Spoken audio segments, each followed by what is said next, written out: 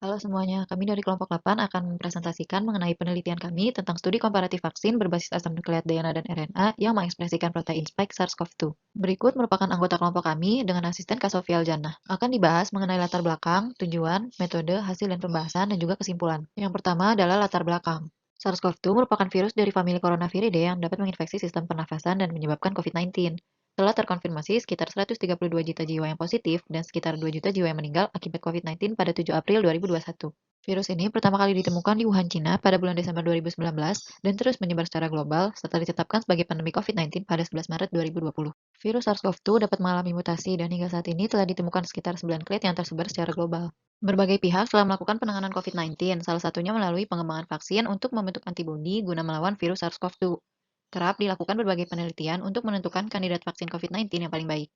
Terdapat beberapa kandidat vaksin COVID-19, namun pada penelitian kali ini akan lebih fokus pada kandidat vaksin berbasis asam nukleat yaitu vaksin DNA dan vaksin RNA. Dari beberapa protein yang melapisi virus SARS-CoV-2, spike protein adalah salah satu bagian yang digunakan untuk pengembangan vaksin virus SARS-CoV. Karena protein ini memiliki peran utama dalam infeksi virus dan patogenesis. Pada manusia, protein spike bekerja dengan mengenali dan berikatan dengan reseptor ACE2 yang sering ditemukan pada sel alveolar epithelial type 2, sel epitel usus, ginjal, jantung, dan arteri. Ketika terjadi infeksi, spike protein akan memicu respon imun spesifik pada tubuh manusia. Dua jenis vaksin asam nukleotida yang digunakan, yaitu vaksin DNA dan mRNA, memiliki mekanisme kerja yang berbeda. Pada vaksin mRNA, setelah lipid nanopartikel berisi mRNA berada di dalam tubuh, mRNA akan dilepaskan dan instruksinya diterima oleh sel. Sel akan menggunakan mRNA dalam vaksin tersebut untuk membuat protein. Protein yang dibentuk akan dikenali oleh sistem imun. Sistem imun kemudian akan mengaktifkan respon imun dan memproduksi antibodi. Di akhir proses, sistem imun di dalam tubuh kita akan mengingat dan melindungi kita dari infeksi yang sama.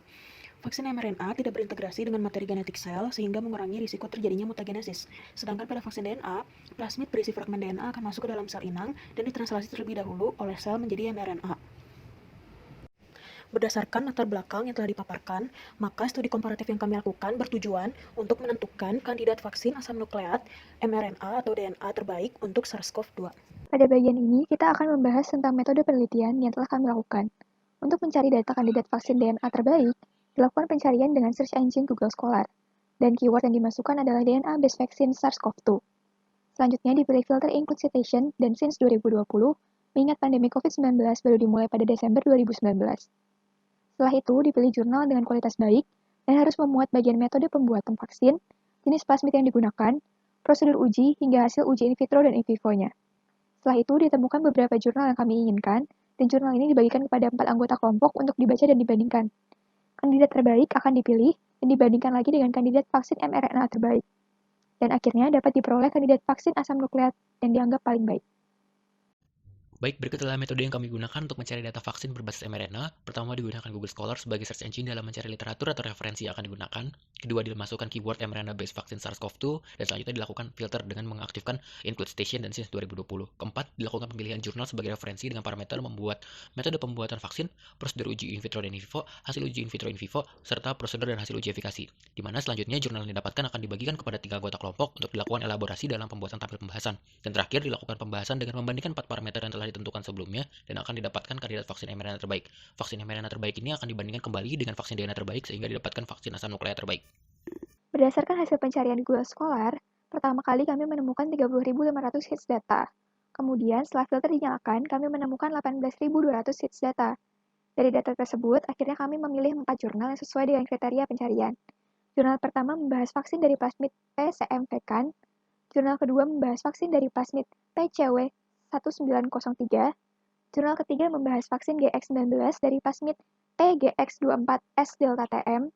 Dan jurnal terakhir membahas vaksin Inno 4800 dari plasmid PGRX901. Vaksin pertama adalah vaksin PCW 1093, yaitu modifikasi asam nukleat pada vaksin S wild type yang diganti dengan kodon yang telah dioptimisasi. Dari hasil yang didapatkan, maka kalau pada in vivo itu sel mengalami edema ringan, sementara kalau pada in vivo endpoint binding titer-nya itu adalah 1000. Sementara pada PCMV kan S1 dan S2, maka dapat disimpulkan bahwa konstruk plasmid S2 adalah kandidat yang paling imunogenik setelah pemberian vaksin dosis 1 dan dosis 2. Pada GX19, maka sekuensinya itu plasmid yang digunakan dari PGX27S dan PGX27S Delta TM. Dan hasil yang didapatkan pada tikus bahwa ada respon antibodi pengikatan dan penetralan yang kuat pada tikus yang divaksinasi bahkan dengan dosis terendah yaitu 5 mikrogram yang menghasilkan lebih dari 10.000 EPT 14 hari setelah vaksinasi dan dapat memunculkan respons sel T. Dan yang terakhir ada PGX 9501 yaitu dari plasmid PGX 9501 dan 9503 dan hasil yang didapatkan itu ada pada in vivo pada hari ke-14 setelah imunisasi INO 4400 dengan dosis 25 mikrogram, endpoint protein binding titer ada 20.000 dan endpoint S protein RBD binding titer adalah 2.000. Hasil ELISA menunjukkan EPT sebesar 60. Berikut adalah hasil pencarian referensi untuk menentukan kandidat vaksin mRNA terbaik. Pada Google Scholar didapatkan 40.100 hits dan setelah dilakukan filter didapatkan 16.700 hits. Dari 16.700 hits dilakukan seleksi sesuai parameter dan didapatkan 5 jurnal yang paling relevan dan berkualitas baik.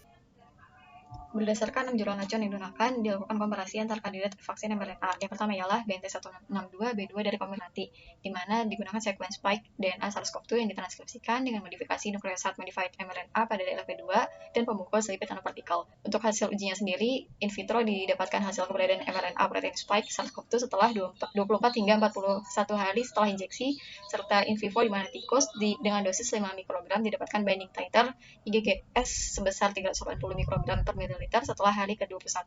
Setelah hari ke-14 didapatkan IgG RBD binding titer sebesar 600 mikrogram per mililiter. Kemudian untuk uji in vivo di manusia, di mana digunakan dosis 50 mikrogram setelah hari ke-21 didapatkan CMIA IgM spike 1,2 AU per mililiter, IgG nucleocapsid sebesar 1,5 AU per mililiter, serta IgG RBD binding titer sebesar 2.250 mikrogram per mililiter. Untuk uji efikasinya sendiri sudah dilakukan dan didapatkan efikasi sebesar 94,6% pada pasien yang belum pernah terjangkit COVID-19. Kemudian untuk kandidat vaksin yang kedua ialah CVnCoV dari CureVac, di mana digunakan spike SARS-CoV-2 dengan modifikasi sequence mRNA pengkode full-length spike protein dengan 2 mutasi prolin atau S2P, serta pemungkus lipid nanopartikel. Untuk hasil ujinya sendiri, terjadi translasi protein serta modifikasi post-translasi yang terdapat di permukaan sel, dengan hasil Western blot terbentuk dua band berukuran 90 dan 180 kilodalton yang mencerminkan bentuk glikosilasi dari protein spike. Kemudian pada hasil uji in vivo manusia didapat titer median terendah 1712 dosis 2 mikrogram dan tertinggi 5463 dosis 12 mikrogram. Titer antibody IgS RBD pada hari ke-43 didapat nilai terendah 196 mikrogram dan tertinggi 1240 mikrogram, serta hasil perhitungan mikroneutralisasi dengan median titer terendah 20 mikrogram dan tertinggi 113 mikrogram. Pada mencet hari ke-21 setelah injeksi dosis 0,25 dan 4 mikrogram masing-masing IgG1S binding titer sebesar 9 kali 10 pangkat 4 dan 10 pangkat 5, serta IgG2AS binding titer sebesar 10 pangkat 3 dan 10 pangkat 5. Untuk IgG1RBD didapat binding titer pada dosis 0,25, 1, dan 4 mikrogram masing-masing 10 pangkat 2, 10 pangkat 4, dan 10 pangkat 4, serta IgG2ARBD sebesar 10 pangkat 2, 10 pangkat 4, dan 10 pangkat 5. Kemudian berdasarkan hasil ELISA, didapatkan total antibody IgGS endpoint titer 10/4 untuk dosis 2 mikrogram dan 10/5 untuk dosis 10 mikrogram pada hari ke-28 injeksi Syrian hamster. Dan pada hari ke-42, IgGS endpoint titer sebesar 10/4,5 untuk dosis 2 mikrogram dan 10/6 untuk dosis 10 mikrogram. Kemudian pada kandidat vaksin yang ketiga ialah Moderna mRNA 1273 vaksin. Kemudian didapatkan hasil uji in vitro, di mana didapatkan ekspresi mRNA SARS-CoV-2 yang didapatkan dari sel lain, serta hasil uji in vivo di mana tikus dengan dosis 1 mikrogram mRNA cukup untuk menginduksi pseudovirus neutralizing activity dan respons sel T CD8. Serta efikasi dari mRNA 1273 ini bersifat dose dependent. Didapat deteksi titer IgG pada paru-paru tikus sebesar 3 kali 10/5 pada hari ke-14 serta pembelian vaksin dosis 1 mikrogram. Untuk manusia sendiri, pemberian 2 dosis 100 mikrogram akan membuat seluruh partisipan seropositif setelah vaksinasi pertama. Untuk AUC, seluruh kelompok umur juga melebihi median dari konvalesen sera. Titer yang terdeteksi pada hari ke-29 setelah dosis kedua ialah 3 kali 10/4 setelah vaksinasi kedua, dengan pseudovirus neutralization response dideteksi pada seluruh partisipan. Dari hasil akhir studi uji klinis fase 3 akan didapatkan efikasi vaksin sebesar 94,5%.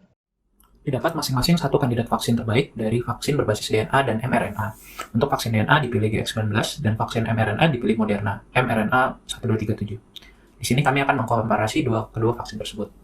Hasil uji in vivo pada tikus menunjukkan vaksin mRNA Moderna mampu menstimulasi imun tubuh untuk memproduksi IgG antibody yang jauh lebih banyak dibanding vaksin GX19 dan dengan dosis yang jauh lebih sedikit pula. Untuk hasil uji efikasi, vaksin mRNA Moderna juga sudah lolos uji klinis fase 3 dengan efikasi vaksin sebesar 94,5%. Dikomparasi juga keuntungan dan kerugian baik itu logistik maupun implikasi kesehatan lain dari setiap vaksin. Untuk vaksin DNA jauh lebih stabil dibanding mRNA sehingga tidak perlu penyimpanan suhu sangat rendah. Vaksin mampu bertahan 1 tahun untuk penyimpanan pada suhu ruang sehingga memudahkan distribusi karena tidak memerlukan alat tambahan. Vaksin mRNA tidak stabil, penyimpanannya membutuhkan suhu sangat dingin, minus 20 derajat untuk bertahan selama 6 bulan.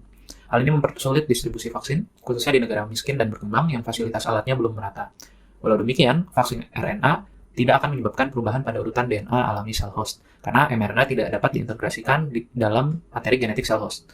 Sedangkan vaksin DNA dapat menyebabkan perubahan permanen pada urutan DNA alami sel, karena sifatnya mengintegrasikan dirinya dengan materi genetik sel host.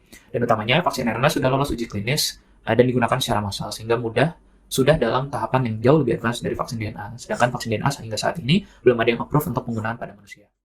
Vaksin terbaik yang kami pilih adalah vaksin Moderna mRNA 1237. Walau dengan keterbatasan penyimpanan dan hambatan logistik, vaksin mRNA Moderna sudah terbukti secara massal dengan tingkat efikasi yang tinggi.